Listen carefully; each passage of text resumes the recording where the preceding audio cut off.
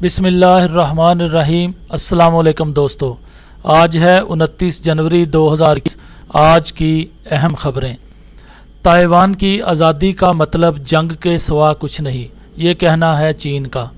چین نے تائیوان میں آزادی کی لہر اٹھنے پر سنگین نتائج کی دھمکی دے دی۔ خبر رساں اداروں کے مطابق چین نے تائیوان کے قریب فوجی مشقیں شروع کر دیں، جنہیں آزادی کا مطلب جنگ کا نام دیا گیا ہے۔ چینی وزارت دفاع کے ترجمان نے فوجی مشقوں سے متعلق اپنے بیان میں کہا کہ تائیوان چین کا حصہ ہے۔ چینی فوج کی سرگرمیاں سیکورٹی صورتحال کے پیش نظر انتہائی اہم قدم اور ملکی خود مختاری کی حفاظت کے لیے ضروری ہیں۔ اس کے علاوہ تائیوان میں بیرونی مداخلت اور اشتعال انگیزی پھیلانے والی غیر ملکی طاقتوں کو بھی پیغام دینا ہے کہ تائیوان کو آزادی کے لیے ورگلانے کا انجام جنگ کے سوا اور کچھ نہیں ہوگا۔ وزارت دفاع کے ترجمان نے مزید کہا کہ تائیوان کی آزادی کی حامی طاقتوں کو خبردار کرنا چاہتے ہیں کہ تائیوان کی آزادی کا مطلب جنگ ہے، اور جو لوگ آگ سے کھیل رہے ہیں وہ خود جل جائیں گے۔ آپ دیکھ رہے ہیں گولڈن نیوز چینل۔ برائے مہربانی ویڈیو کو لائک کریں، شیئر کریں اور کمنٹس باکس میں اپنی رائے کا اظہار کریں، اور چینل کو سبسکرائب کریں اور بیل آئیکن پر کلک کریں تاکہ ہماری آنے والی تمام ویڈیوز آپ باقاعدگی سے دیکھ سکیں۔ اگلی خبر میں ہم بات کریں گے جنوبی افریقہ میں کرونا کی نئی قسم تیزی سے پھیلنے لگی، عالمی ادارہ صحت نے خبردار کر دیا۔ بین الاقوامی میڈیا کے مطابق عالمی ادارہ صحت نے کہا ہے کہ جنوبی افریقہ میں موجود کرونا کی نئی قسم کی 6 افریقی ممالک میں تشخیص ہو چکی ہے، اور خدشہ ہے کہ جنوبی افریقہ میں موجود کرونا کی نئی قسم دیگر ممالک میں بھی موجود ہو سکتی ہے۔ عالمی ادارہ صحت نے کہا کہ جنوبی افریقہ میں کرونا کی نئی قسم سے افریقہ میں کرونا کی دوسری لہر طویل ہو سکتی ہے، اور نیا کرونا وائرس تیزی سے پھیل رہا ہے۔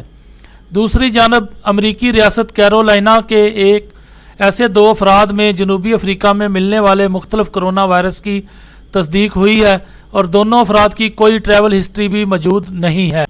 اگلی خبر میں ہم بات کریں گے اقوام متحدہ کے سیکرٹری جنرل نے کرونا ویکسین لگوا لی۔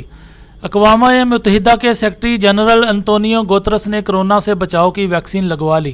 خبر رساں اداروں کے مطابق نیو یارک میں اقوام متحدہ کے سیکرٹری جنرل انتونیو گوترس کو کرونا وائرس کی پہلی خوراک دی گئی۔ کرونا ویکسین لگوانے کے بعد اظہار خیال کرتے ہوئے انہوں نے کہا کہ میں خوش قسمت اور شکر گزار ہوں، تاہم اس وبائی بیماری کے ساتھ جب تک ہم سب محفوظ نہیں ہوں گے، ہم میں سے کوئی بھی محفوظ نہیں ہوگا۔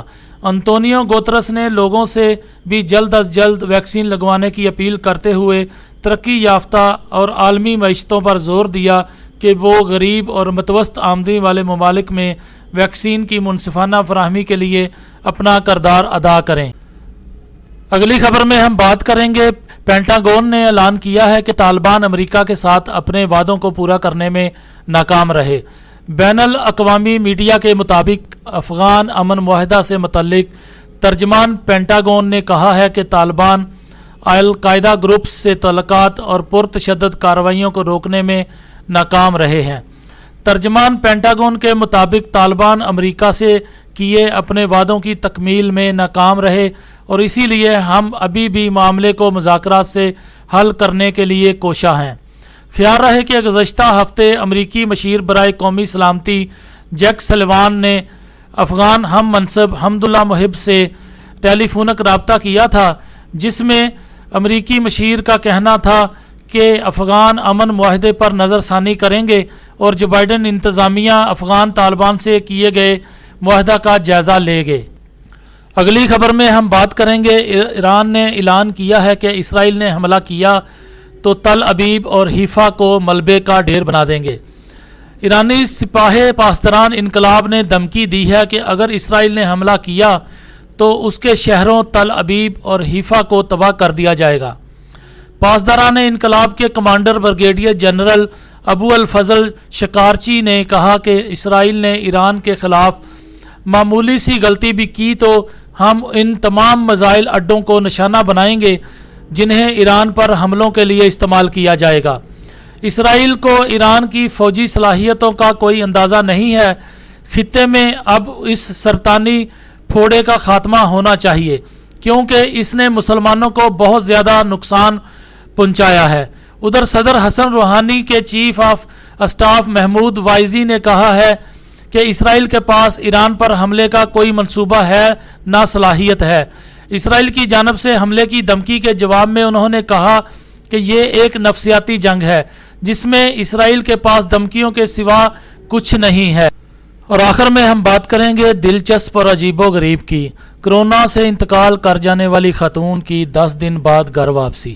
اتوار کے روز ایک اخبار کی خبر میں بتایا گیا کہ ایک 85 سالہ خاتون جس کے بارے میں اہل خانہ کو یقین تھا کہ وہ کرونا وائرس سے انتقال کر گئی ہے نے اپنے گھر والوں کو حیرت میں ڈال دیا جب وہ 9 دن بعد اپنے گھر واپس آ گئی۔ لاورز ڈی گلیشیا کے اخبار نے بتایا کہ ناموں میں اختلاط کی غلطی کے باعث روجیلیا بلانکو کے اہل خانہ کو بتایا گیا کہ خاتون 13 جنوری کو کووڈ-19 کی وجہ سے انتقال کر گئی ہیں اور اگلے دن ان کی آخری رسومات ہیں۔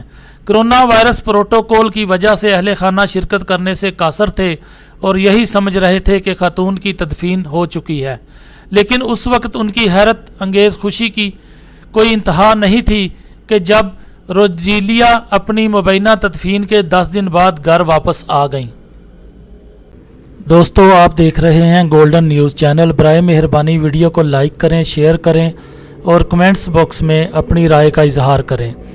چینل کو سبسکرائب کریں اور بیل آئیکن پر کلک کریں تاکہ ہماری آنے والی ویڈیوز آپ دیکھ سکیں۔ شکریہ۔